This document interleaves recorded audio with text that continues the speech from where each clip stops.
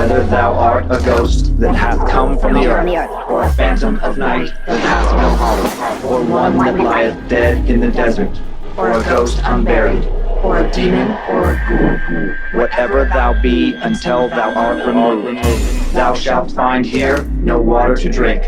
Thou shalt not stretch forth thy hand to our own. Into our house enter thou not. Through our fence break through thou not. We are protected, though we may be frightened. Our life you may not steal, though we may be scared to death. Welcome to Scared to Death, Creeps, Peepers, Roberts, and Annabelles. I'm Dan. Hello, Dan. I'm Lynze. Hello, Lynze. Hello, sir.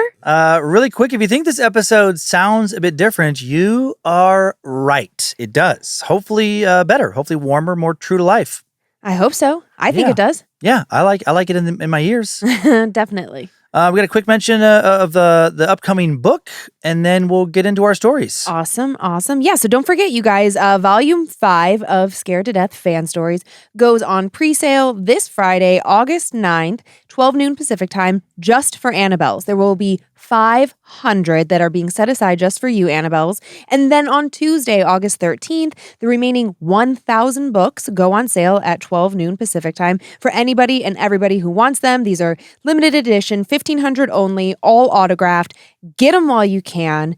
This is a pre-sale, and all books will be delivered before Halloween. And then, Dan, I think you had some additional stuff to say. Yeah, we do have some Killer Book 5 related merch in store now, wearables, a blanket, a coffee mug, even a really cool new coffee line featuring light, medium, and dark roasts. It's good coffee. Yeah, you tried it? Yeah, it's great. Great. You can also, I'm a green tea guy at the moment, so I have not. Get out of here, Health Nut. You can also choose from a limited edition keychain, limited edition chapter art premium cards, and more. You can head on over to badmagicproductions.com, grab your book 5 merch, reserve your copy of the book now. And with that out of the way, how many fans submitted paranormal horror stories do you have this week? Sexy Lulu? Hey, baby. How many do you think I have? Well, I know, I just remembered you told me. Oh, dang. You have 3. I wanted you to say 2, and then I was going to go, wrong, I have 3. But I do have 3. My first tale is a possible encounter with a black-eyed child person. I don't know, question mark. Okay. My second story, the Hat Man, maybe. I don't know. I am so curious to hear what you think, if that's who you think this entity is. And then my third story, so bizarre. Did somebody kind of sort of maybe come back from the dead, but not really? Huh. I know. Just have to figure out what that means. Yeah, it's just bizarre. It's a strange story. I just have one, a very big one, but when I first read it, it did not feel really long in the best of ways. Like it just moved along. Nice. Yeah, I was very captivated. I don't want to give anything about it away. It just really drew me in. Nice, mysterious, and unsettling. I think you're gonna like it. Okay. So once you tell me you're ready and you got your socks all on, I'll start telling this tale. Yeah. So this week I have some really fun, like skeleton socks. I can't say it. Skeleton socks. Skeleton socks. Yeah, those are cool. Yeah, they're fun ones, huh? Yeah. Mm-hmm. Love them. I found them in my endless bin of socks. I know you do have a huge bin of socks. We have very nice fans, very generous. Very, very generous. Actually ran into some fans down in New Orleans when I was down there with the kids earlier this week. It was so fun. Some Scared to Death fans. I love that. At the Starbucks near where we were staying. And then also coming back in the airport, we got stuck with a bunch of Delta stuff. But in Minneapolis, also ran into another Scared to Death fan. It's cool. I've been running into more Scared to Death fans than stand-up fans, which actually is really fun right now. Yeah, that's really cool. I think I told you just real quick before we dive in. Yeah. I had to drive over because of all your Delta issues. I went and picked up Kyler's luggage that got sent to Spokane and did not get sent to Minneapolis. And I'm in Trader Joe's. I'm on the phone with my mom, just yapping it up. And I try actually not to be on the phone in public spaces like that because it's so annoying. But I was walking over to the dairy section, and this woman, I don't even think she saw me. I think she just heard me, and she turned around, she goes, oh, Lynze! Oh, fun. Yeah, it was really sweet. Hung up on my mom, took a photo, called my mom back, and she was like, anyways, you're not that important. And all the Scared to Death fans I have met, I will say, have all been so cool. So just thanks for being awesome fans, like every single one. So kind, so respectful, like warm and welcoming. Just cool people. Yeah, love, like genuinely Love you guys. Thank you Yeah. so much for just being good people. And if you want to see the pictures of like Lynze's socks, they will be posted along with our carousel of images from today's show. The images related to the episodes on our socials at Scared to Death Podcast on Instagram and on Facebook, especially if you are used to watching us on YouTube. And that's it. So you can just settle in and enjoy this first story now. Let's go. The following story was posted in an online forum known for being a space where users can anonymously confess things or confess to things that they wouldn't be comfortable telling those, close to them. A no judgment zone of sorts. It's unsurprising that some of those posts, might concern people, might make them want to spring into action. If it seems like someone might be on the verge of hurting themselves or others, and that would be the case with this post as well. By the time the mods had looked into it, apparently the user's profile had been deleted, and all that was left was the archived version of the text you're about to hear.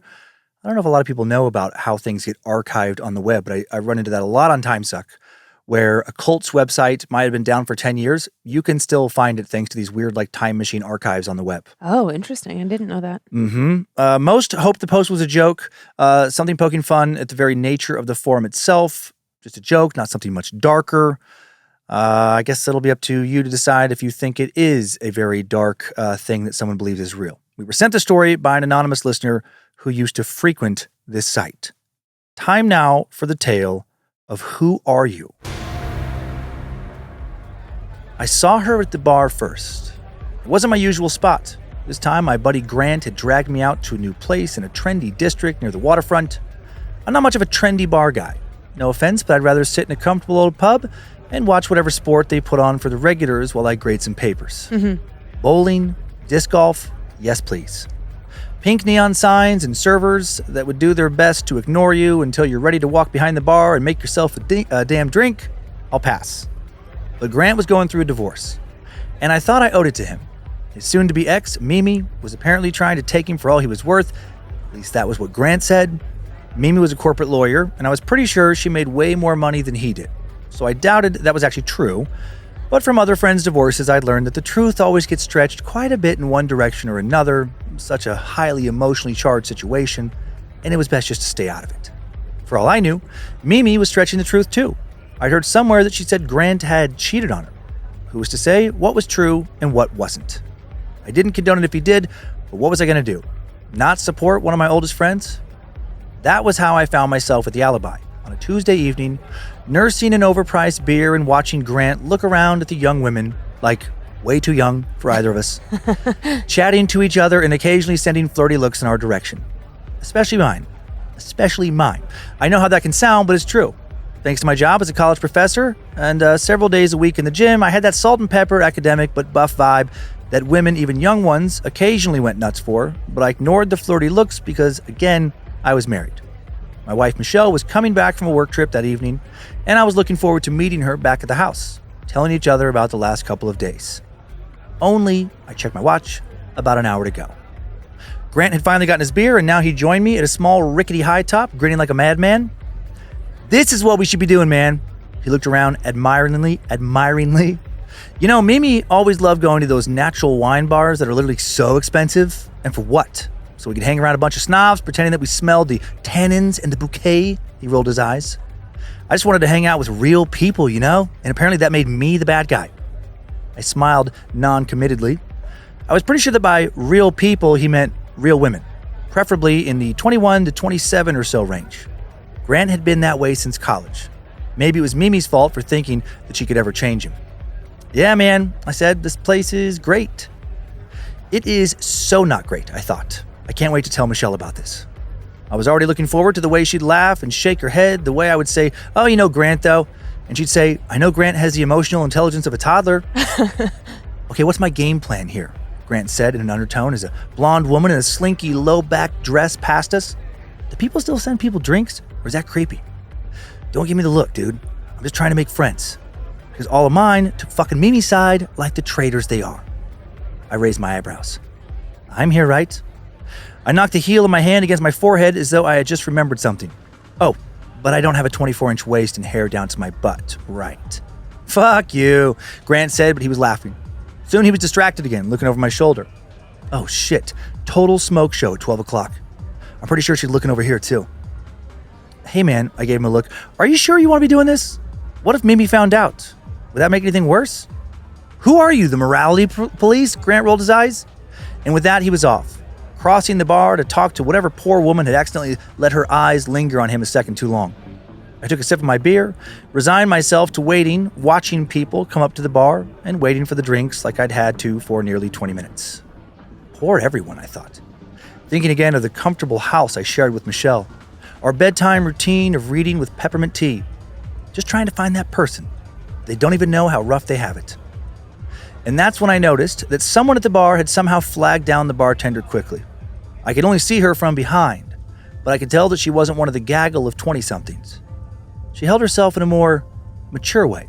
Not old, but like she knew what she wanted and wasn't here to mess around.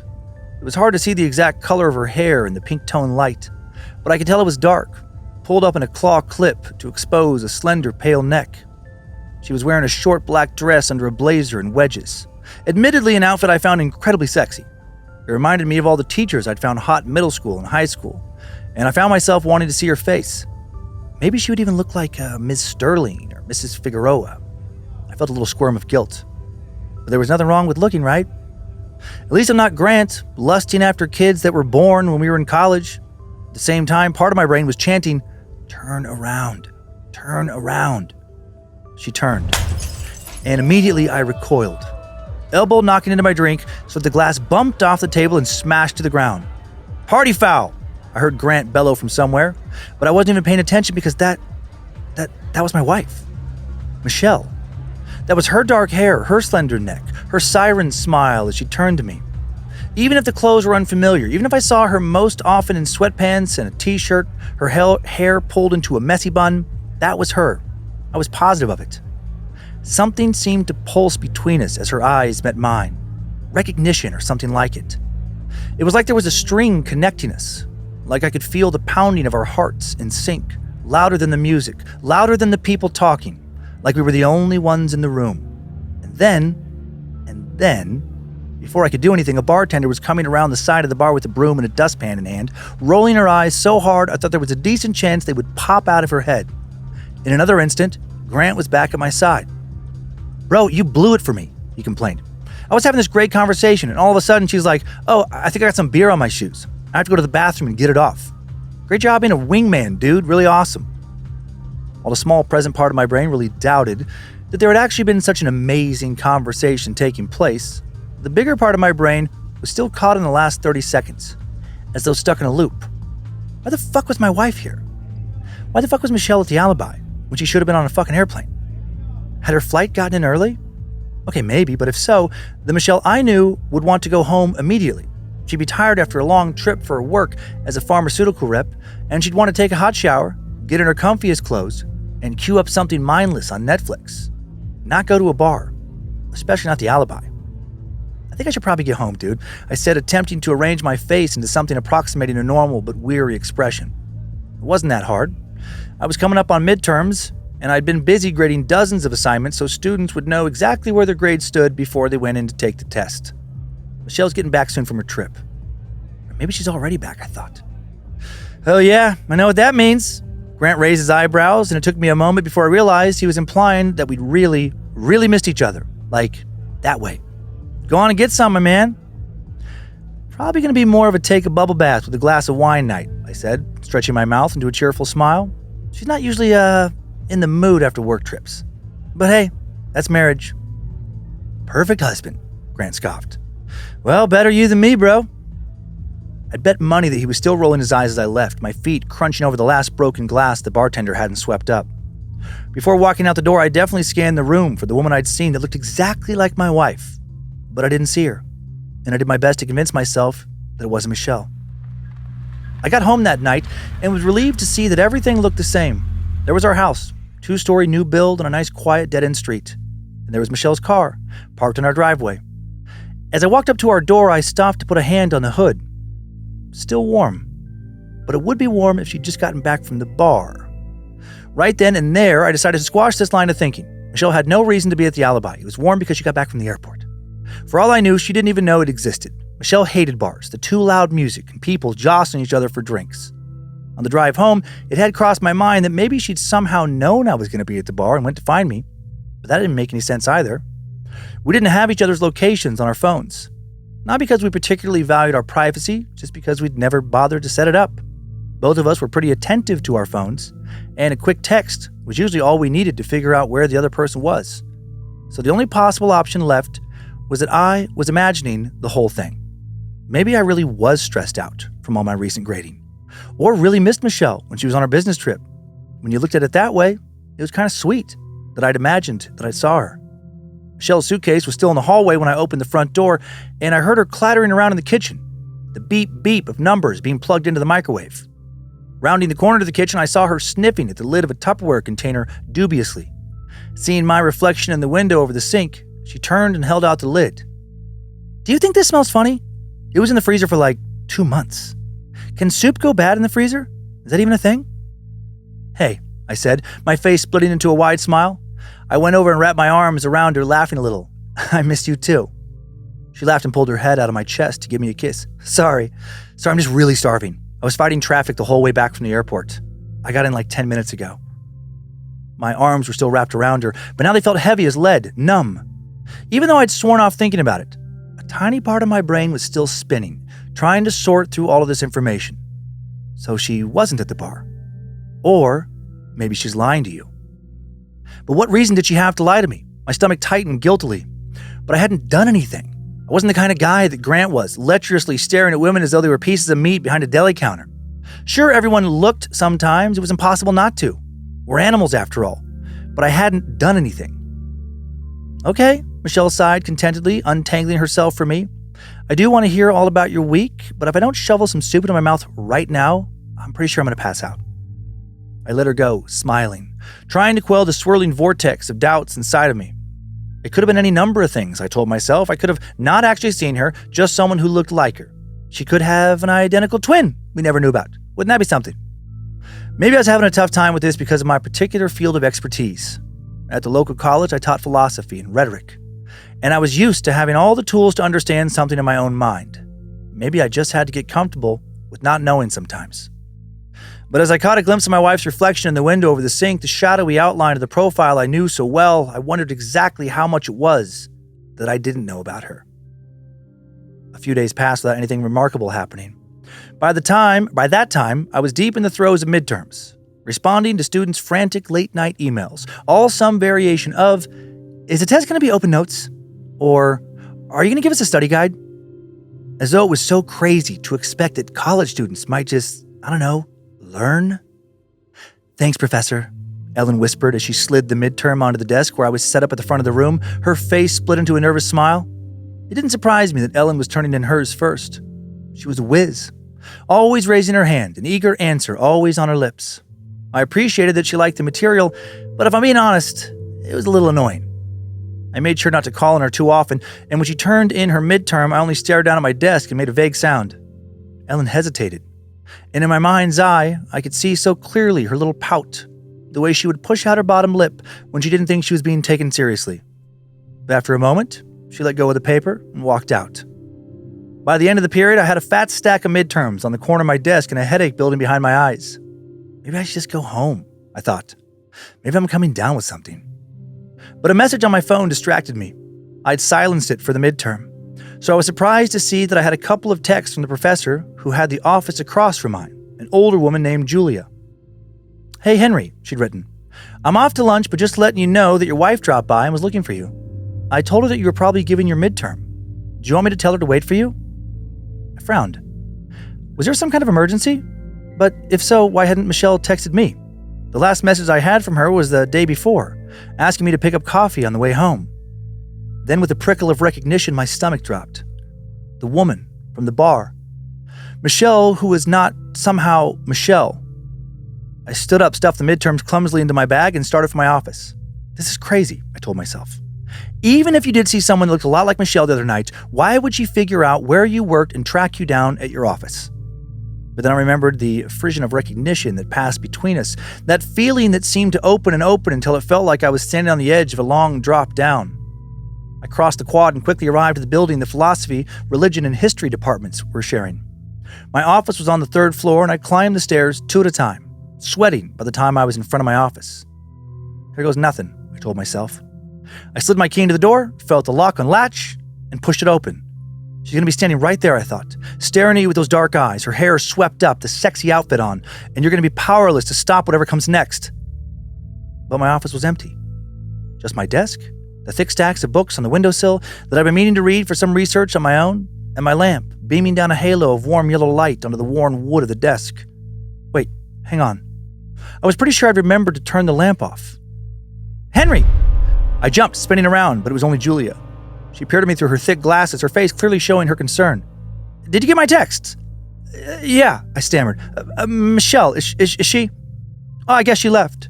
She was waiting in the hall when I went to lunch. Julia shrugged, but my chest felt tight. In the hall? Not in my office? But the light was on. How? Had I forgotten to turn it off? Or did she? You okay, Henry? Julia tilted her head, her short gray hair brushing one shoulder. You look like you might be coming down with something. Yeah, I murmured, my voice coming out thin and quavering. I cleared my throat. Maybe I am. It is flu season, Julia said knowingly, nodding her head. Half my students were out this week, or at least that's what they told me. My voice came out wooden. Suddenly I wanted to be anywhere but here, in this hallway, next to my office. It felt like there was a point of light in my head, burning, steadily growing larger, like a paper burning from the middle to the edges. I think I'm gonna go get a TA to give the rest of my midterms today. Just get some rest. It's a good idea, Julia said. Take care of yourself, Henry. And I hope everything's all right with Michelle. Thanks, I muttered. A second later, I was trundling down the stairs, the back of my neck breaking out in a cold sweat. And still, I could not identify why I felt scared. It was my wife, the woman I'd laid in bed with every night for the past 8 years, the person who knew the most about me of anyone. The sight of the parking lot in all its normalcy calmed me down somewhat. I was already looking forward to an afternoon off. Maybe I'd call up Grant and he'd come over for a beer before Michelle came home. It would have to be before she got home since she didn't like him too much. I crossed the lot to my car, came over to the driver's side, and stopped in my tracks. There was a note on the windshield. A folded up piece of paper left under the windshield wiper was flapping inconspicuously in the breeze like a parking ticket or a flyer for a new pizza place. Except it wasn't either of these. Looking at the small text printed on the outside, I knew exactly what it was. It was a page from my midterm. I felt the sweat slip down my back, pooling on the waist of my chinos as I unfolded the note. In perfect handwriting, identical to Michelle's neat script, was a phone number. Now I found myself in the strange position of praying for an emergency. Please be the number of some hospital where one of Michelle's family members is, or one of my family members. Maybe she broke her phone, or accidentally left it at home. Maybe she wasn't thinking straight. I dialed the number.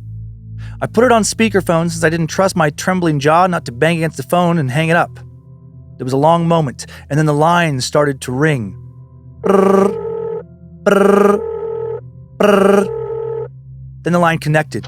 I heard the click of someone picking up the phone, and without meaning to, I blurted out, Michelle? There was no response.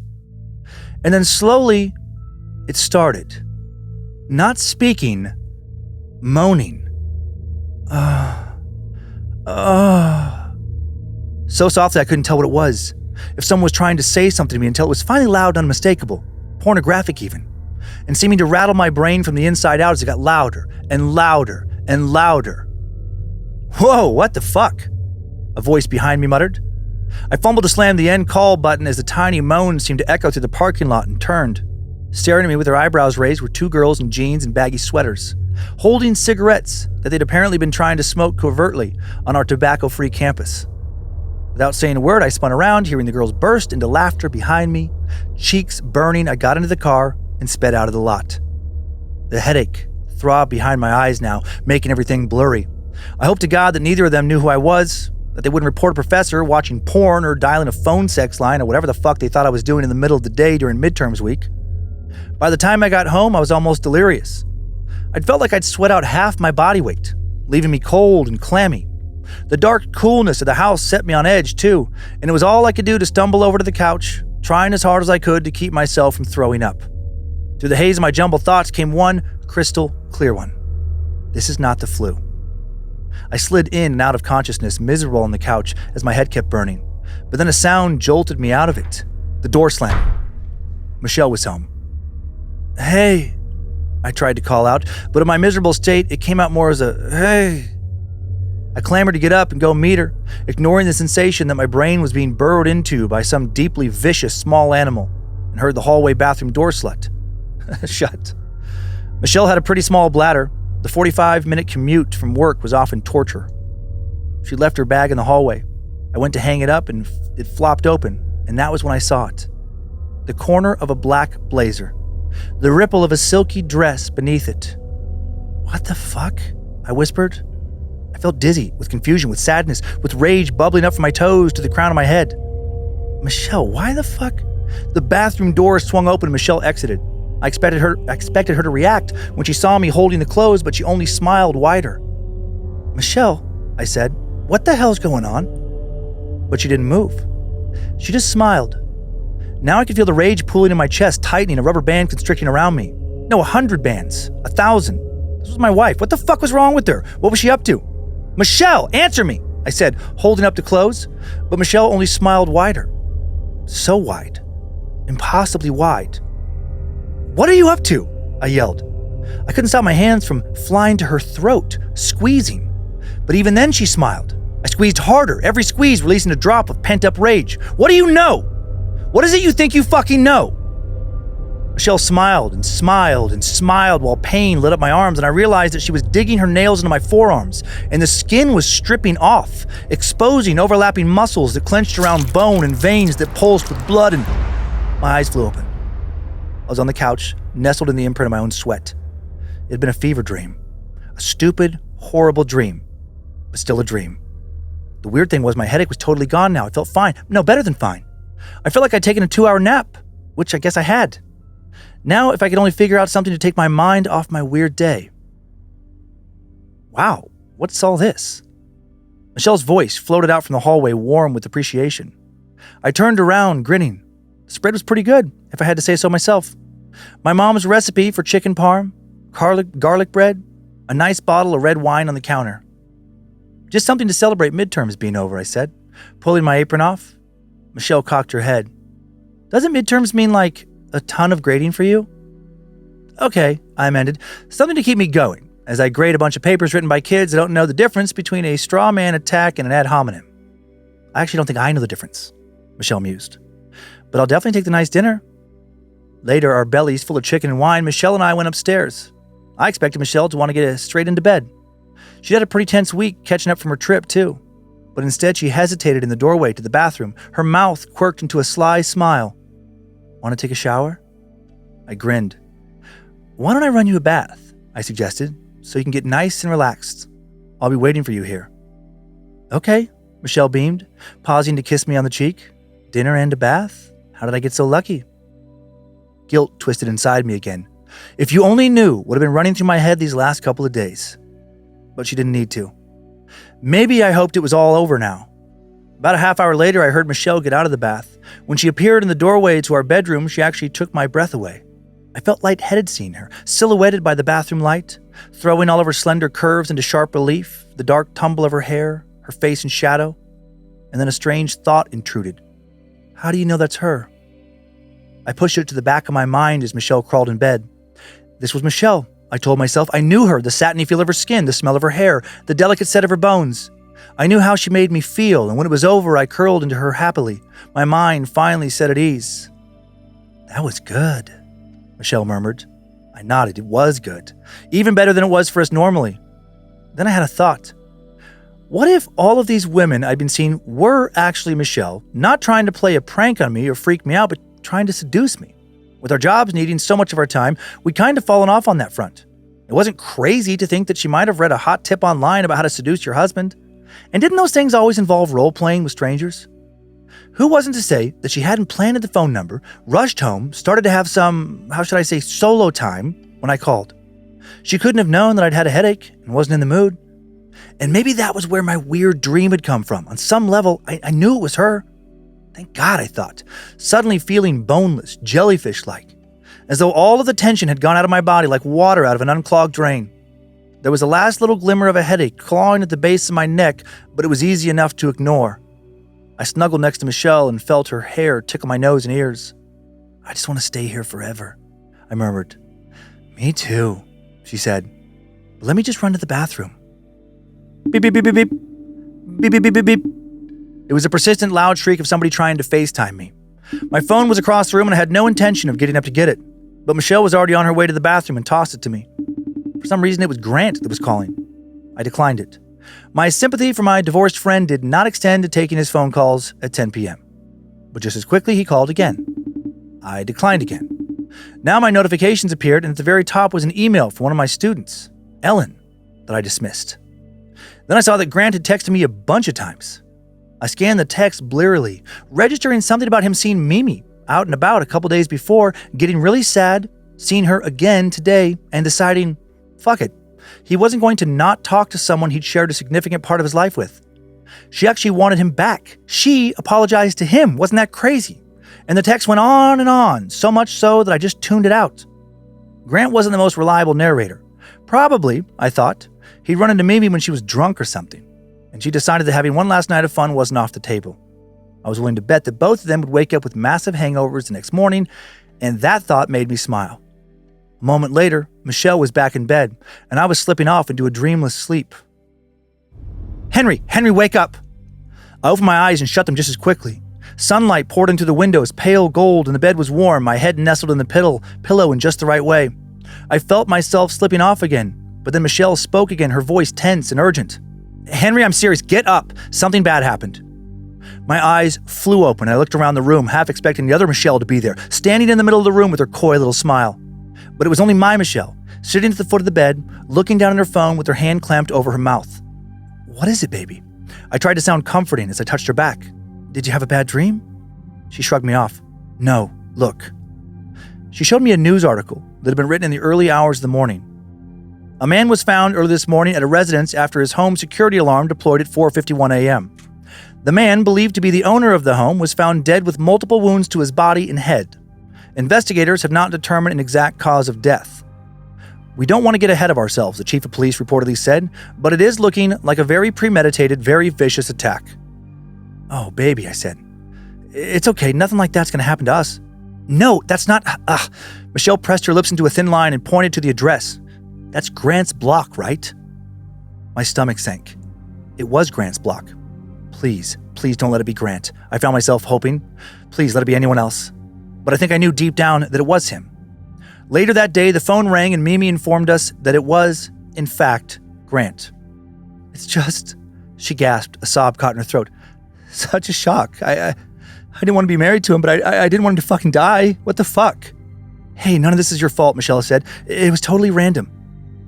When did you see him last? I interrupted, unable to keep the question in. Was it yesterday? Michelle gave me a not entirely politely questioning look, and I realized I sounded like an asshole, but I had to know. Yesterday? No way. I was in the city yesterday for a deposition. Another sob crackled through the telephone line. You mean like if I'd been home, I would have been able to stop this? That's ridiculous, Michelle said, shooting to glare at me. No, you know Henry, he talks out of his ass sometimes. We're both so sorry, Mimi. Anything you need, please call us. I was barely paying attention to how Michelle was looking at me or what she was saying. Mimi hadn't seen him yesterday. She was out of town. So who the fuck had Grant been with? My blood was running cold. Who the fuck had I been seeing? I stayed inside for the entire next week, convinced that when I came out of the house, I would see her somewhere. Michelle, not my Michelle, the other Michelle. A possibly very dangerous Michelle, murderous even. I could almost feel her out there, doing all the things I would have been doing if I'd been having a normal week. Heading to the campus coffee shop to grab my morning cappuccino, stopping at the university gym for a quick set in between classes, everyone thinking how lucky I was to have such a beautiful, wonderful wife, how perfect we were together. The end of the week brought the one thing I couldn't hide from, Grant's funeral. Hey, Michelle said quietly as he pulled out of the driveway. I know this is really hard for you. And I know I didn't really like Grant, but that doesn't matter right now. I want you to talk to me about anything. Henry? Does she know? I wondered. I started her profile. Nothing more than genuine concern, at least as far as I could see. Maybe I can end this, I thought as we passed university. After the funeral, I'll come clean about everything, and we can move on as a couple. But what exactly would I be coming clean about? I hadn't done anything.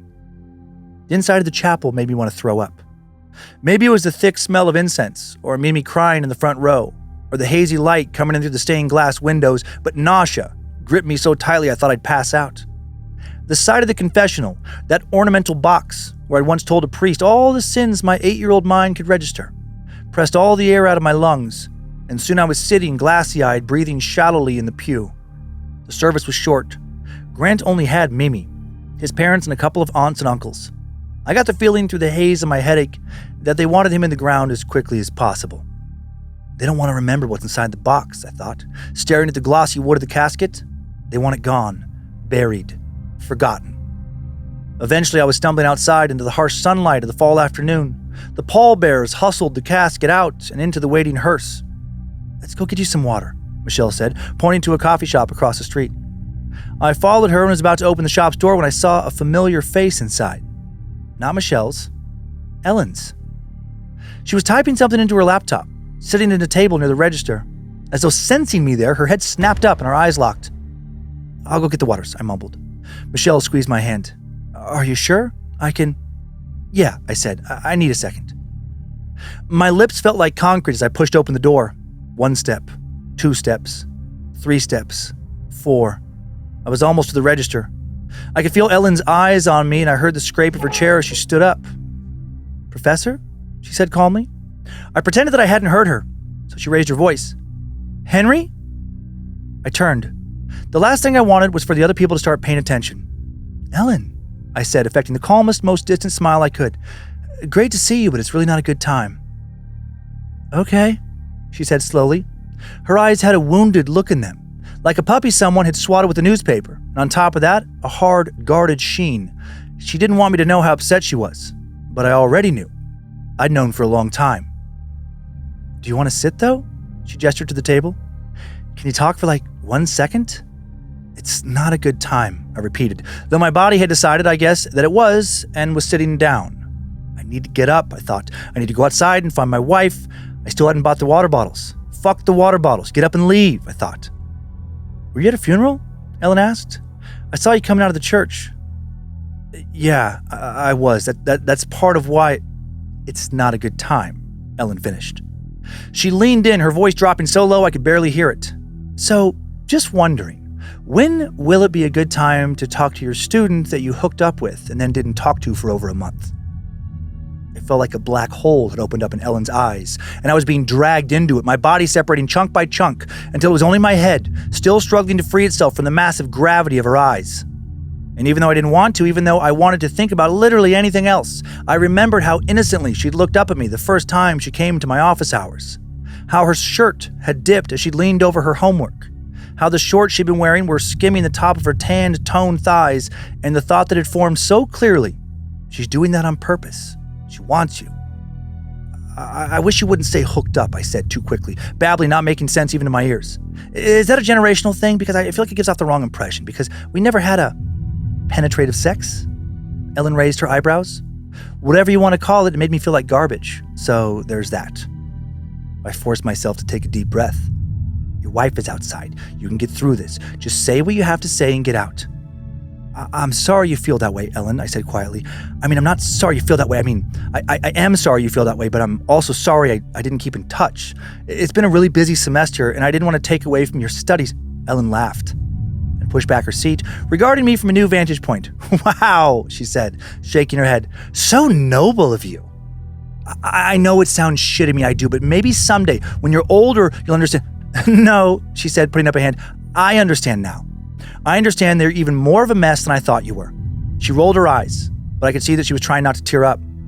It's fine, I just wanted a little closure, for you to stop pretending that you're the perfect professor and the perfect husband and whatever else you tell yourself. But I'm really fine. I'm just going to have faith that you will have exactly the kind of life you deserve. I sat there stunned. There was no way that the entire coffee shop had heard. She kept her voice down. Everyone was still talking, typing on their phones or their laptops. But I felt so raw, so exposed. I felt like anyone looking at me would be able to see right through my clothes, at the pink skin beneath, at the human flesh beneath that, muscles wrapping around bones, veins pulsing with dark red blood. I was just another animal, just another creature that would live and die. I gotta go, I blurted. I stood up and walked out of the coffee shop without looking back. I caught a glimpse of Michelle across the street, her arms around Mimi. She was looking over Mimi's shoulder at me, gave me a little half shrug like, clearly I need to help out with this crisis. I gave her a half shrug back and pointed to the car like, is it okay if I just head home? She nodded, then gestured at Mimi. I knew that meant she was going to take Mimi home, make sure she had someone to stay with her. Michelle was so selfless. You will have exactly the kind of life you deserve. Did that mean Ellen was going to report me? I would lose my job. Like so many other professors around this puritanical country that didn't understand that while people were teachers and students, they were also men and women, and sometimes men and women are attracted to each other. And what was the problem with that? Or had Ellen meant something else? Was she responsible for this? When I got home, the door to the house was wide open, like a mouth or a chasm. I parked the car. Heart hammering, I walked up the driveway. Though the door was open, leaking light into the hall, the rest of the house was dark, shadowy. But there was nobody in the living room, nobody in the kitchen. I crossed to the back of the living room to peer out to the backyard. Nothing. Maybe she was gone. Hey. A voice in the darkness. I whipped around and saw her, a shadowy figure on the stairs. I could see her legs, her delicate ankles, the knobs of her knees, but her face was in darkness. Hi, I said, and I thought, do something. Kill her. You can end this. You look tired, Michelle's voice said, but there was something different about it. It was thin, like it wasn't coming from a reverberating human voice box, but something more hollow. Do you want to take a nap? I'm good, I said, taking a step back to the kitchen. Get a knife. Go. But I was frozen in place, stuck as I watched Michelle descend the stairs. 1 step. 2 steps. I could see her waist now, the shorts she was wearing, cutoffs, too young for my Michelle, the cropped shirt showing her midsection. I wanted to tell you something, Michelle continued. Now she was standing at the base of the stairs and I could see her face, the dark spill of hair, the loose shirt that covered her chest. She wasn't wearing a bra. And her face. This isn't Michelle, I told myself. Michelle is at Mimi's. But I felt a longing so strong for her that it was paralyzing. I just wanted to be with her, to be with the person that promised to love me through everything. I wanted to tell you I'm sorry, Michelle said. I don't think I've been really attentive to your needs recently. She purred, stepping closer. I know you've been going through a really hard time. You're so stressed out. I can feel it radiating off of you. I had no doubt that she, could feel how tight my nerves were strung, how every breath felt like I was trying to breathe underwater. I could sense her, too, through the electric connection. I could feel her hunger and her lust beneath it. Something deep and primal, something that liked to use its nails and teeth and wanted to do nothing more than to dig in. I saw through her eyes, me and Ellen in my office, Ellen sitting on the desk, my head between her thighs, and I felt molten, white-hot fury explode behind my eyes, shattering the scene like a pane of glass. I stood there, stiff in the hallway, as Michelle ran a hand across my jawline. Wherever she touched, pain flared, like that headache, hot and nauseating. Her finger prodded my lip and worked its way inside, making my teeth ache, my tongue twist in agony, my gums burn like someone had poured hot oil into my mouth. This is it, I thought. This is the end. But she pulled away and smirked. Why don't I draw you a bath? She asked. I'm sure you're judging me now. I'm sure you're going back and looking at all the times that I pretended to be someone I wasn't, thinking that I do deserve this. I deserve this because I made a vow, right? And then I broke that vow. I stood by while I watched other men break their vows over and over again, and I did nothing, even found a way to justify it. Okay, fine, I'll take that. But if we ever meet, and I don't think given how much time I probably have left we will, I'd ask you some questions. I'd ask you how many times you've let your eyes linger on someone who's not your spouse. How many times someone has turned your head and you've told yourself it's natural, that all people do it, that after all we're just animals, big pieces of meat controlled by electric pulses moving through squishy pink sludge. How many times have you fantasized about a body that's different from the one that sleeps beside you at night? How many half-open boxes are there in your mind, filled with long tan legs, plump shiny lips, and big glimmering eyes? I'd wait for you to get back to me on that one, but unfortunately, I can't. She's waiting for me in the bedroom as I finish typing this up. That person's not my wife, but not quite a stranger either, are they? I could run, but I don't think she'd let me go. She'd find me somehow, when I was at my weakest, when I just wanted to bury myself in Michelle, any version of Michelle, and forget about the rest of the world. Besides, what do I have to live for?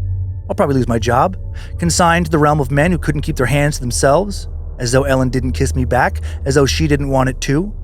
Michelle will leave me and I'll be alone, unemployed, probably homeless. Now better to go this way. And a part of me is kind of glad that my Michelle, my real wife, will find me like this. I can see her so clearly, staring at the bloody mess of me, my face staring in empty horror at the ceiling, my skin shredded, so she can see everything that makes me up, every animal piece of bone and meat, and finally, I'll have nothing left to hide. What the? It's a crazy story, right? I don't have words. I know it feels very it feels a lot more like creepypasta than a lot of our stories, like somebody's just like fictional horror or whatever. But I just found myself like really drawn in. Sophie found this one. Okay. And I just found myself like, I was like, okay, I can see why she picked it. Yeah. It tests believability, I think, more than a lot of these, but it really creeped me out when I read it. Even though there's not a lot of like big horror moments, it just kind of stuck with me after hearing it. I was like, ugh. What? Something gross about this one. What do you think it was? I think a doppelganger. But also... Or like a succubus. Yeah, it's like I was like shape-shifty succubus doppelganger because I think that I say shapeshifter because I think it was first Michelle and then I think it was Mimi and then I think it's Michelle again. Oh, yeah, exactly. Mm-hmm, yeah, so... Yep, exactly. And I don't think it was Ellen. I think No, Ellen I don't think Ellen. That was his mistake. Yeah, and I think the mistake haunted him. However, I guess it's plausible because we know that Grant, it feels like Grant maybe was not entirely faithful to Mimi. I don't think. I doubt he was. Just by the sound of it. Mm-hmm. Yeah, based on his character. Yeah. So does this shape-shifting, shape-shifting, I can't say words today, shape-shifting doppelganger succubus thing, does it go after men who are not loyal to their partners? I know. If you're that is like that's like a special kind of demon, and I am fucking here for it. I mean, it is like, I don't know, for lack of a better word, like fitting. Yeah. Where it would like, okay, if you're going to believe in demons and the whole thing of like demonology coming out of like Abrahamic religion, and I guess out of really most of the religions, they are, they're trying to tempt you. That's the whole thing about demons. They're trying to stray you from the path of righteousness. They're trying to get you to sin. Adultery, a sin, or the equivalent of the word sin in pretty much any major religion.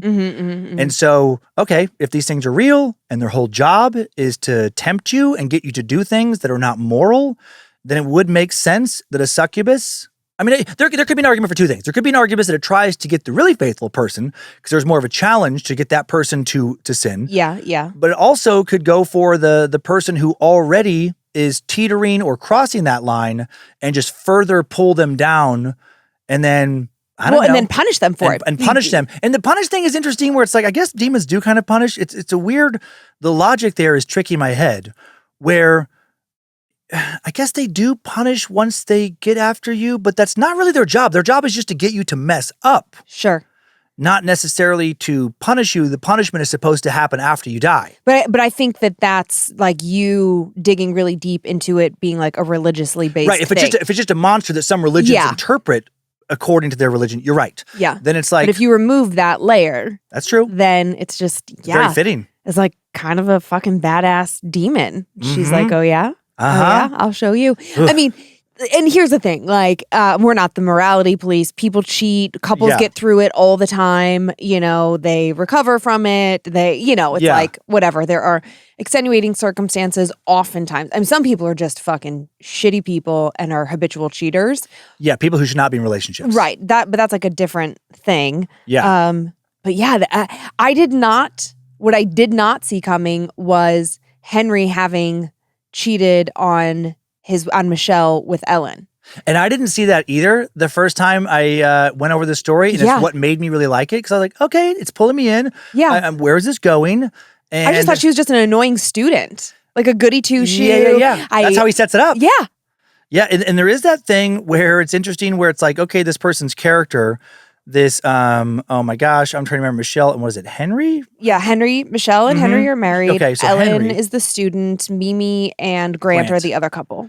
So there is a thing where, Henry, the way he acts in the first half of the story, it's like how judgy he is of Grant and a lot of the comments he makes. And there's like weird little tips once you've read it. Yes. Where you're like, oh, okay. Like this is somebody trying to repress who they are. Yeah. Like, they probably did do something very much out of character, and now it just felt like he's trying to justify it, and it felt like he's very much struggling with like, who am I if I'm the person who did this, but also the person who looks down on the people who do this? Yep, and also the guy who makes dinners and runs baths, and yeah, a lot going on in this story. It was complex in a way I really liked. Yeah.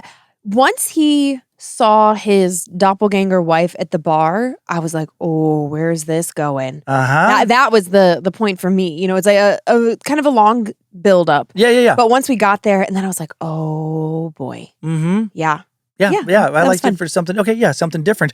And I have a few pictures here that nothing associated with this story, but it did I wanted to see what was out there as far as like succubuses. Yeah. Most of it is those stock images that you can like license or whatever. But then there are Getty Images or something. Yeah, exactly.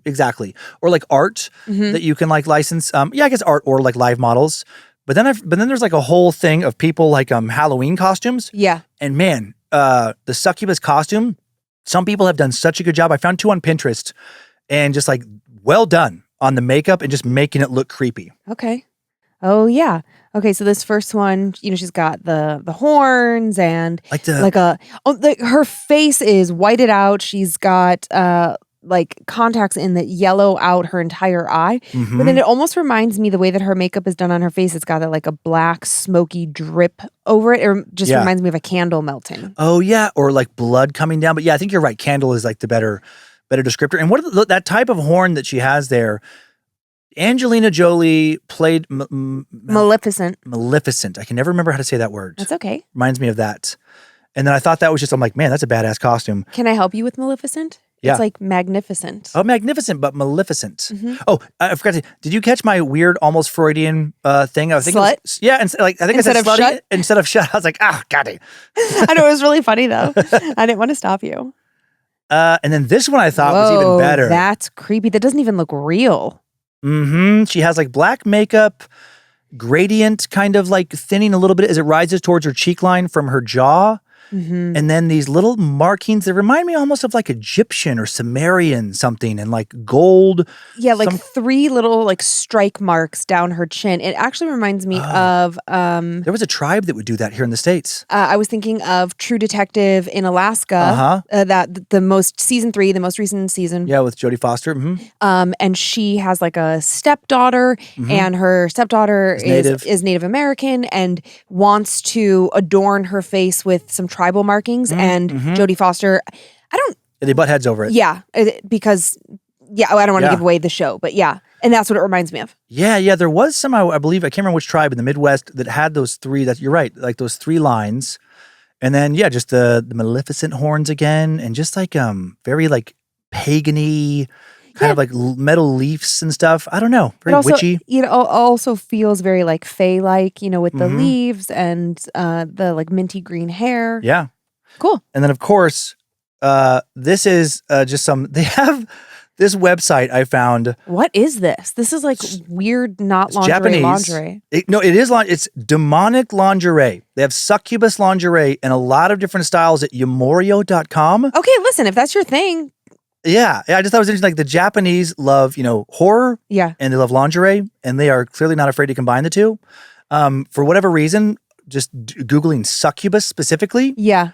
All the pictures I found of like women wearing like demonic-y lingerie is all from like Japanese sites. Hilarious. That tattoo can't be real.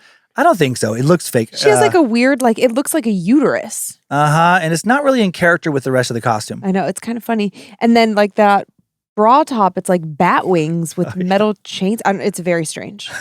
Okay, well, to each your own. To each your, and that's all I got. One other thing I was thinking about in your story is I have this book at home that somebody gave us. And it's confessions. It's anonymous confessions, and it is horror related. No, it's just a book of confessions. I think it's called like Postscript or something. But it's like what you're supposed to do is then at the end of the book, put your deepest, darkest confession, and then you're supposed to take this book and like leave it in a coffee shop for somebody else to find, to then do and pass along. And I think I remember you telling me about that. I've had it for so long. Somebody gave it to me, and I'm just like, oh, I don't know where I want to drop it. Okay.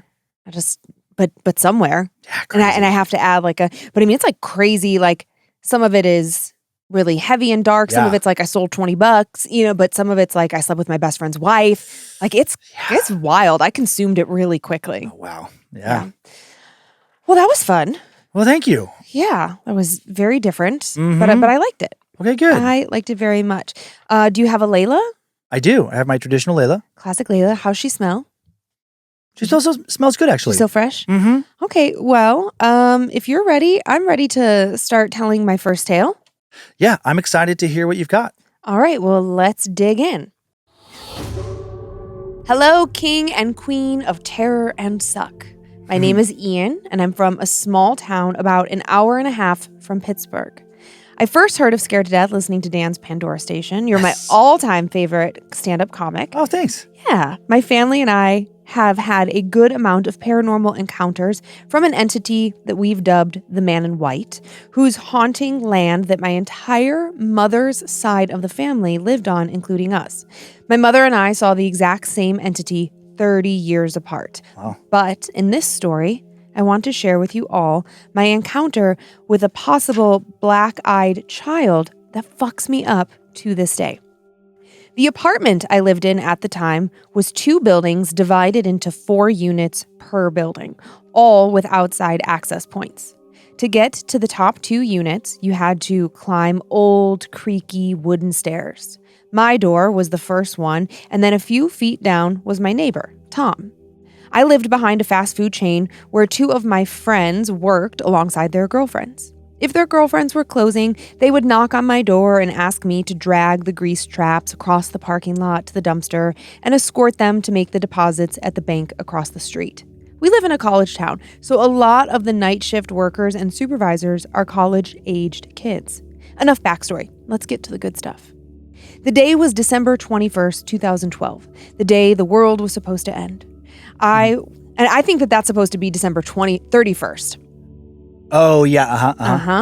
I was a host at a dine-in restaurant and arrived home at about 10 p.m. I sat on my couch and didn't change out of my work clothes because one of the girls would be here after an hour to have me help them close up the restaurant. Shortly after, there was a panicked knocking at my door, and I quickly reached the door to peer out the peephole. There was a pale lady with dark hair crying into her hands. I opened my door and stepped outside to talk to her. She began sobbing through her hands, saying things like, I'm sorry for what I did. Can we please go inside and talk? Or, please let me come in so we can just settle this issue, please. I had no idea who she was. I kept telling her that she had the wrong apartment and that I didn't know her. The sadness in her voice started to fade as she grew more and more insistent on coming in to speak to me. Her hands dropped from her face and she balled them into fists, continually only looking down. Finally, after being grunted at for what seemed like hours, I said sternly, do you need me to call someone for you? A friend, the police, a crisis helpline, something? And after that, she just walked down the steps. Feeling uncomfortable, I hastily went back into my apartment, closed and deadbolted the door. I sat on my couch thinking over what the fuck just happened. I called over to the restaurant to inform whichever girl was working to call me when she was ready for help with her closing duties instead of just showing up. They didn't need to run into whomever I had just spoken to. As I was grabbing my phone, I heard the stairs start to creak and moan. There was a knock at my door. Looking out the peephole, I saw that it was Ashley, my buddy's girlfriend. I headed out to help her finish closing for the night. On our way down the stairs, I asked her if she saw the other lady that had just left, but she hadn't.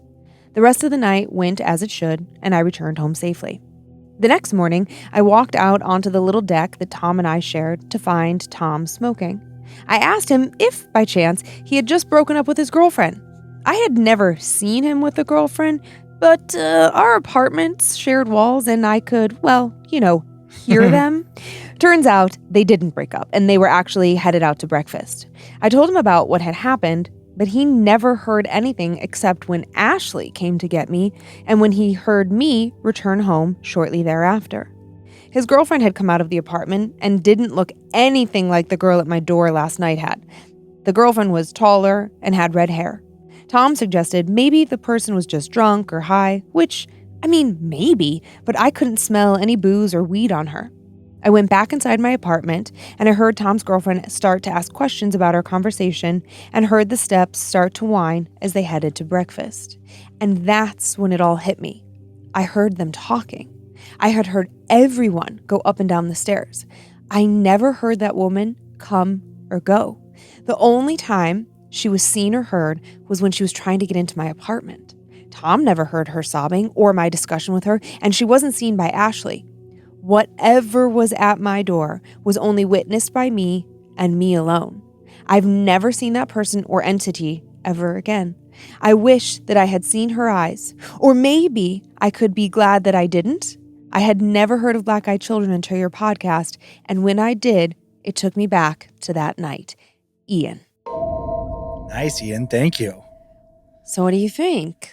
Black-eyed? Because we're used to talking about black-eyed children, but like this sounds like a full-grown adult. There's stories where they're like, yeah, they appear like older. I've come across those. We may have even told one or two. Maybe, I guess a long I just don't time ago. remember. Yeah, we told most of our black-eyed kid stories like year one. Yeah, well, let's get back to it, bro. Find some stories. Yeah, I got to find some new ones. They're rare, I think. They are rare. Yeah, like encounters are supposedly rare. I kind of like what Tom brought up, Ian's neighbor about like,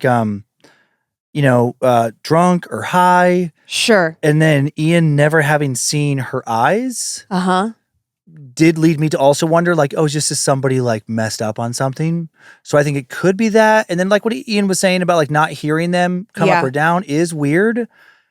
And I mean, worst case, it's a very creepy interaction with somebody who is disturbed in some way. Yeah. Like on something or going through something mentally or both.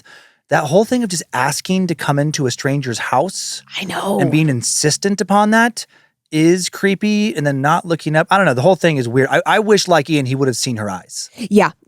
But he also says, like, I don't know, maybe not. Like, I know. It could have been way more terrifying. Yeah. Mm-hmm. Yeah, it is such a creepy thing, because it's like, if somebody just shows up at our house begging to come in, I'm like, get the fuck out of here. I'm not letting you in my house. No, I don't know you. Yeah, exactly. I mean, and if it was a person, I feel like if you're saying to them, I don't know you, so if it was a person, even if they're super fucked up, you'd be like, oh shit, sorry, man, and then leave. Right. So that's why I am more leaning towards black-eyed child person, whatever, because she was insistent on coming in and then just gave up.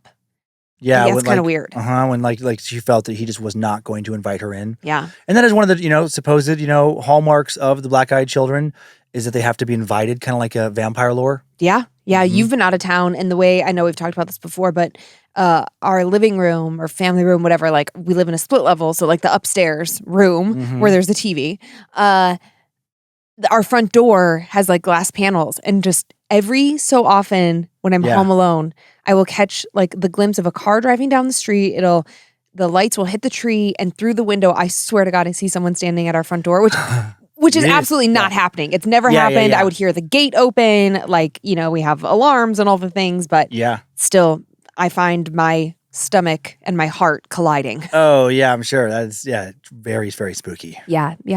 Okay, are you ready for story number 2? I am. Let's hear it. Greetings to the Queen of Crystals and her mush-mouthed jester.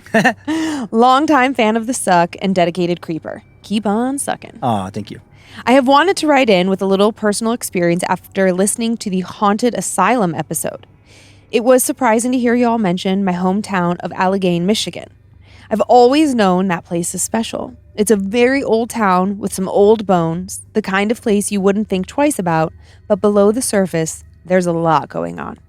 I had forgotten about the melon heads until listening to this episode, nor did I want to remember them, so thank you so much.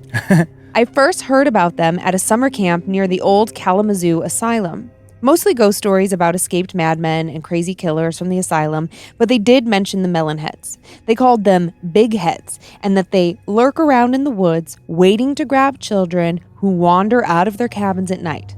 Needless to say, I didn't wander out looking to find out if the stories were true. I wrote it off back then as a story to keep campers from wandering off and never thought about it again. After the episode, I did some further reading and found out that some of the legends with the melon heads involve the Felt Mansion in Holland, Michigan, a place I had been as a child and where I encountered something haunting. Having been there once when I was 10 and then again in my late teens, I can tell you that Felt Mansion is creepy, like something is watching you creepy. When I visited as a child, I went with my father and a group of his friends from work. Even before I was told the place was haunted, I knew there was something off about it. The mansion had this ominous, carnivorous vibe that makes your hair stand on edge, so being inside just around sunset was a bit creepy for a kid. They wanted to explore many rooms, admire the architecture, and what interested me most, photograph ghosts. Being raised in a very uptight Christian home, my interest in things like ghosts and demons and the occult were not approved by my conservative father, so I didn't get many opportunities to ghost hunt. We spent the next hour going through the large home in the fading light, eventually using flashlights that someone had brought. I was given the little baby flashlight on my dad's keychain as I took my disposable camera from room to room, snapping pics, hoping to catch a spirit orb like one of the women had told me about. We were upstairs in what I assume was some kind of attic. It was like a lofted room. It had vaulted ceilings, but was more like a big open ballroom at the top of the home. I was taking pictures in the largely dark room. It was then that I heard something call my name, very quick and very sharp. "Hey, Johnny!" This caught my attention because even as a kid, I went by my name, John. And the only people who called me Johnny were my family and super close friends. I also appeared to have been the only person who heard this, because when I asked who called for me, they seemed confused and shrugged it off. I, however, could not shrug it off. I knew that something was not right. This voice was not one I recognized. It was the voice of a chain smoker suffering with some wicked flu congestion. It was deep and it carried a wet raspiness that scared the ever-loving shit out of me. Not wanting to ruin the fun or get my father on my case, I kept quiet about what I heard. That is, until I heard it again. "Hey!" it called out to me, this time angrier, like it wasn't happy that I had ignored him. Now I say him because it was shortly after that I saw him, standing outside near the tree line that surrounded the mansion. He was tall compared to the trees. I would have to guess he was 7'6", dressed in a sharp black suit, black shoes, black spats, black shirt, everything black, including the large hat he wore. I thought maybe I was imagining things watching this eerily pale man in black standing there staring. But then he waved at me. He waved and I could see his big, creepy ass grin even from all that distance, and he wanted me to see him. That was the feeling I felt in my head. He wanted me to see him. I promptly began freaking out and tried to point him out to one of the women nearby, but she didn't see anything. He was gone. We left shortly after that, and I wasted no time getting into the car and wanting to get far away from that place and whatever that thing was in the woods. I went back there when I was in my teens for a school history field trip, but thankfully it was during the day. I couldn't help unconsciously scanning the woods and hoping in the back of my mind that I wouldn't see that man again. I don't know what he was, maybe a shadow person, but whatever he was, I have no desire to find out because I will not be visiting that place again after dark. Sincerely your fan and certified creeper, John. I like the Johnny thing. That just reminds me of like my own name. Yeah. Where it's like, that's exactly my situation. Where if I heard like Danny, it would be weirder because I do get called Danny, but only by family and like old friends. Like, I don't even know if I've ever heard like Kyler Wilson call you Danny. My mom was No, your family, yes, but friends. I've never heard any of our friends. Right. Well, it's only like just like Riggins college people? And high school. I've never even heard like Eddie call you Danny. And you know, and by the time I got to college, it was some. Like I want to say Dallas will call me Danny. Cute. Maybe just like a few, but in high school, yeah. like and I don't hang out with anybody from high school. Yeah. other than I would with Kyler, but he lives literally Sure. halfway across the world. Yeah. I just assumed it was just Yeah. a family thing. So that's just like an interesting piece of new information for me. Yeah, just like from that, 18 and under for the most part, and a little bit, college. But yeah, for some reason, if I was like walking around somewhere, it would creep me out more to hear Danny because Yes. for me, that implies more familiarity. Uh-huh. Like it's somebody who's known me for a long, long time. Mm-hmm. And then also like the whole like tall, and I believe Johnny said pale, Yeah. man in the hat with the dark clothes. That is something that is like, that figure creeps me out always in horror movies. Uh-huh. It comes up in a lot of horror stories, and I don't know what is so creepy about a thin, tall man, pale skin, dark clothes. I don't know why that, I don't even know why that's creepy. I'm sorry. I just had a small panic attack. I know, I saw you flip around and look somewhere. Because, the cameras are still like in here. We haven't cleared out the studio. Oh. And as you're moving, I My can... reflection in the lens. And so it just was like movement out of the corner of my eye in that camera. And I was like, oh boy. Well, a tall, black, scary thing is in here with us. No, it's not. It's just your arm. It is creepier recording this way. It is. Because we only have one light on for you to read your stories. I'm working now on computer stuff over here, so I can't do it the same way. Yeah, you're manning the board. But we don't have anybody, like the way our studio is set up, it's our little room that we're in here, and there's a door shut, but it can't lock. And then you walk out this door, and there's other rooms out in the building, and we can't know if someone's in one of those rooms or not. Oh my God. So it kind of like has been getting in my head where there could be somebody right out there. I know. I did lock the door. I did lock the main door. Yeah. I know. We should get a lock for this door.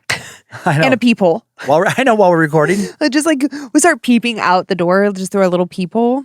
I like to think like Go-Go Gadget peephole where it like oscillates out and then can look around. We get a little Ring camera for inside the office so we can like check through our phones, make sure there's no one waiting for us out there. I would lose my mind if there was a pale, tall man with a black hat and dark clothes standing out there.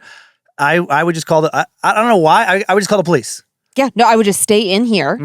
I'd be worried about, I would try to get in between you and the door, but then immediately call the police and be like, there is a creepy son of a bitch in our office right now. Well, I just want you to know too, I'm like, okay, I will get under the desk while you tear down all the soundproofing and take one of the metal C-stands and break the window.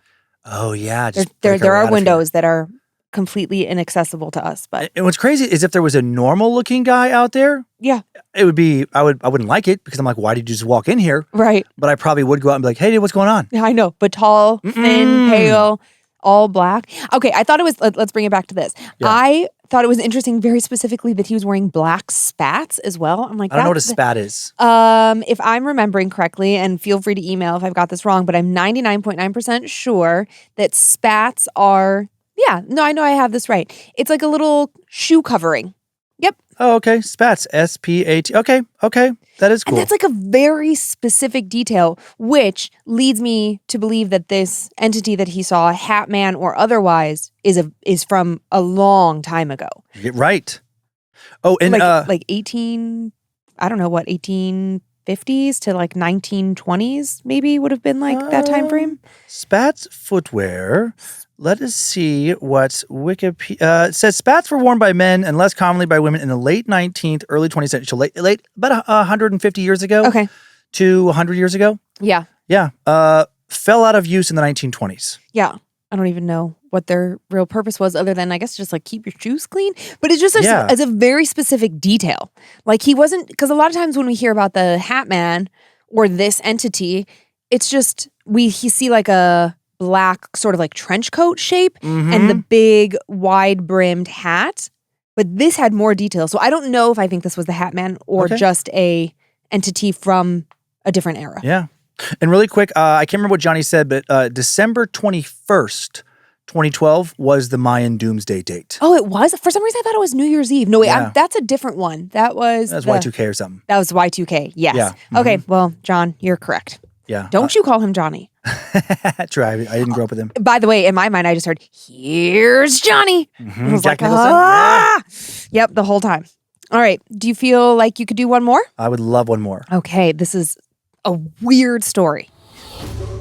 Hey, Master Sucker and Queen of the Suck. Huge fan of the podcast, along with Time Suck. Thank you. I've been hooked since episode 1 on both. Oh, man, you've been around for a long time. Oh, thank you. That's, what, 7 years? Almost 8. Almost 8. Holy Hades.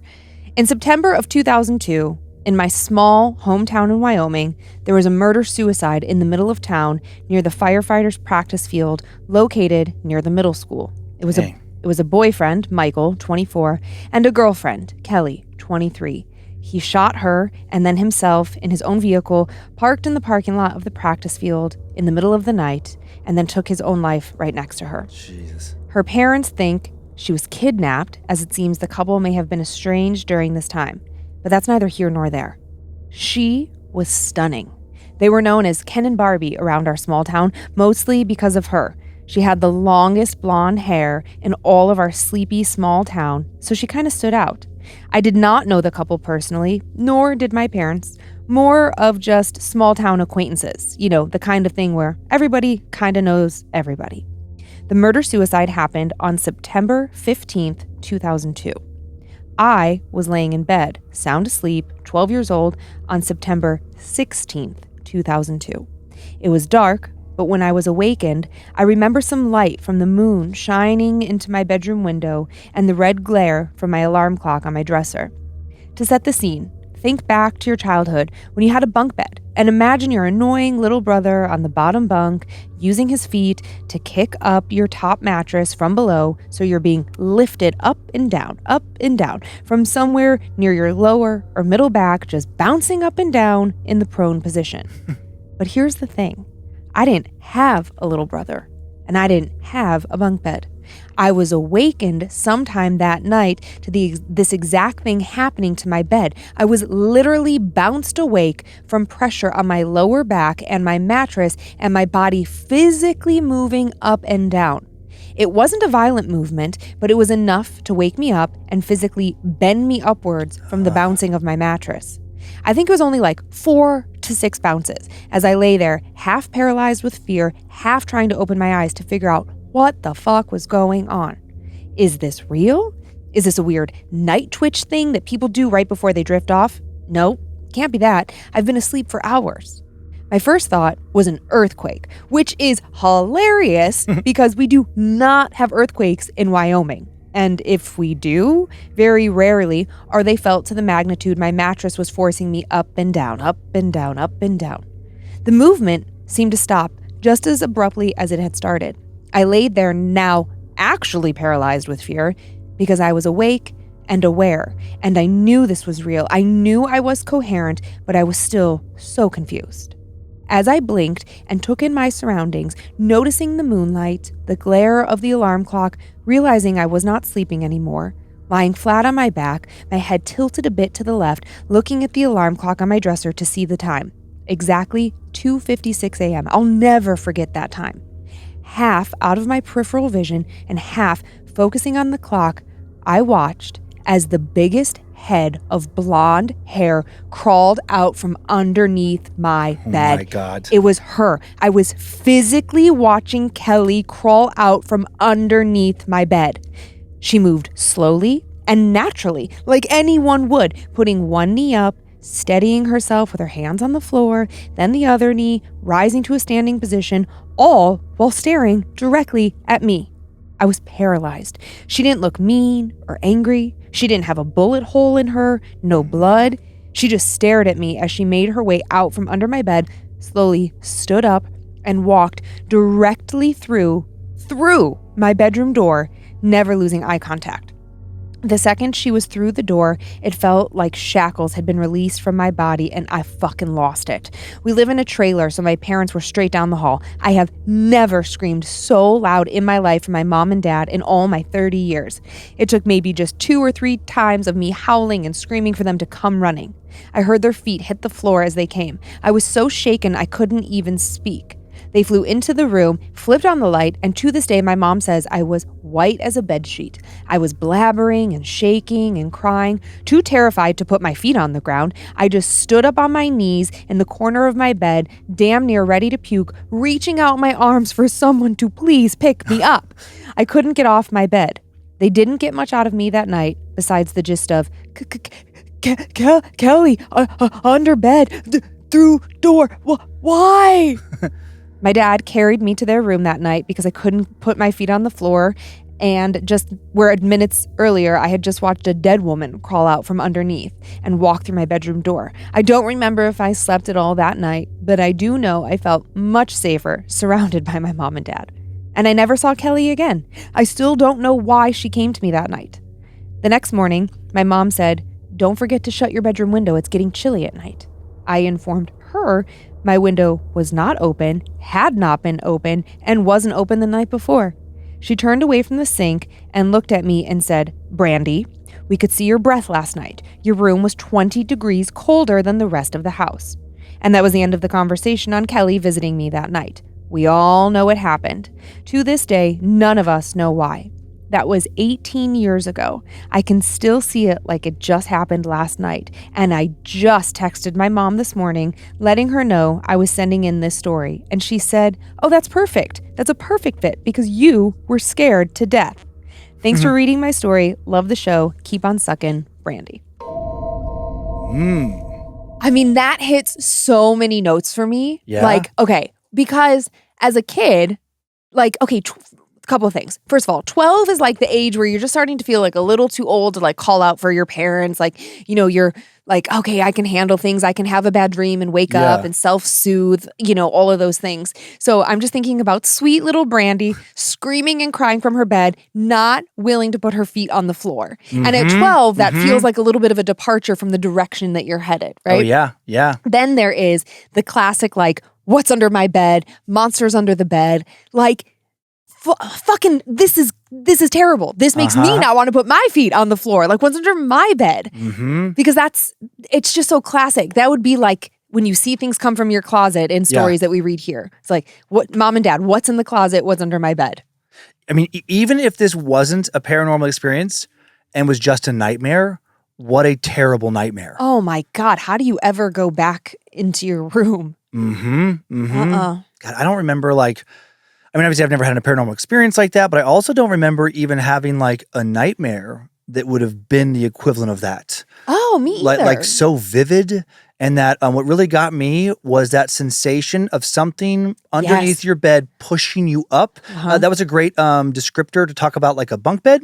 How if you like push the person on the top. Yeah. But how terrifying that sensation would be if there was no bunk below you and it's just the floor. Because that doesn't make any sense. Like something has to be down there. Oh God, yeah. Something has crawled up from the earth. I thought it was interesting too that like Kelly is appearing in like her most complete state. Pretty, put together. Yeah, no wounds. No like just like and I love the detail that she wasn't like crickety, like like nope. It would just be like if you were playing hide and go seek and you had to get out from underneath the bed where it sounds like she just kind of like scooted out. And Brandy said it so perfectly. Like, you know, she put one knee, you know, 1 foot down, got her knee, put her hands on the ground, pushed herself up. Like those are some very specific details. Yeah. Oh man. And then her mom the next day telling her to like close her bedroom window. And Brandy's like, didn't do it. So for her mom to just say like, you know, it was so cold in there that Brandy didn't notice that, but her parents did. Yeah, the temperature detail on top of everything else is what might anchor it for me if this happens to me that it wasn't a dream. Yeah. Ugh. Yeah. If, listen, folks, if your kids tell you there's something under the bed, yeah, be open to it. Please note, could be real. I am going to need to put some sort of like flag is what they call them, but like something in front of the cameras that are still in here because I am catching reflections everywhere and I am over here. I am sweating. Yeah. Like having, you know, when you get like a little bit of nerves, like a little bit anxious and you get like washed over with goosebumps followed by like a cold sweat. Yeah, I'm having a lot of that. And Good. I don't Good. need that. No, I don't want it. Take it back. Turn the lights on. That was great. Yeah, that was super fun. Yeah. Do you want to thank the Annabelles first or do you want me to? Oh, I can go first, Dan. Thank you. I would like to thank the following Annabelles for their endless love and support on Patreon. Trisha Walters, the Halloween Queen. Hell yeah. Amy. I used the tiniest type here. Amy Army. Tabitha Wilson, Craxus, Brooke Scott, Garrett Householder. Is that really your last name, Householder? Am I saying that right? Marsha Chilson, Mary Putnam, and Adrian69. Thank you, Annabelles. And I would like to thank the following Annabelles as well. Snuggles93, Maria, Snuggles93. and then I have no idea, Matthew, how to say your last name. Matthew Zawadzki, DZKI are the last four letters. I think that's like a Czech name. Spell it. Zawad Zawad DZKI. ZDKI. It's like a Czechoslovakian name. Somewhere in that area. Matthew Zawadzki? I don't know. I would say Zawadsky. Zawadsky. Okay. Zawadsky. J Bono 643. Kirsty Wallace. Christine Smith. I nailed your name, Christine. Zawadsky. Not ski. Key. But the Z is after the D. DZKI. Uh-huh. Zawadsky. Oh, gotcha. Zawadsky. I think you're right. Zawadsky. Can't let it go. Sorry. No, that's good. Jareka Stucker, Jeanette Spavoni, Kimberly Austin, and Some Man Ticks. Funny. Okay, and I have just a few spoopy shout outs. Great. This is really cute. To my brown kami, which is Japanese for turtle. Okay. To my brown kami from your small kami, Brittany. Cute. I love you. Happy birthday. To Mary Ann from Jonathan. Happy 40th birthday. And to Bronson from Tyler. You're the best friend a dude could ask for. Mm-hmm. Thanks for giving me this STD. Classic. I love all the love in the spoopy shoutouts. I know. It's so cute. I love little insights into like people's little worlds. Yeah, me too. Yeah. And that's our show. It was our first one. Hopefully, we're adapting to a new system, so hopefully it sounded smooth. Thank you for continuing to send in your personal tales of terror to mystory@scaredtodeathpodcast.com. You can email us for everything else, info@scaredtodeathpodcast.com. Thank you to Logan Keith for scoring today's show. Thanks to Heather Rylander for organizing the My Story emails, and to book editor Drew Atana, polishing and preparing listener stories for book number 6 now. Oh, boy. Thanks to Sophie Evans for finding that story I told this week. We're on Facebook and Instagram where we post the pics that accompany episodes and also the sock pics and more now at Scared to Death Podcast. We have a private Facebook group, Creeps and Peepers, full of fellow horror lovers if you haven't checked that out yet.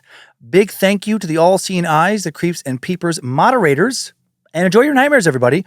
Creeps and Peepers, we hope you were scared to death. Bye. If spirits threaten me in this place, fight water by water and fire by fire. Banish their souls into nothingness and remove their powers until the last trace. Let these evil beings flee through time and space. Evil may pass through, but hath no home here within, scared to death.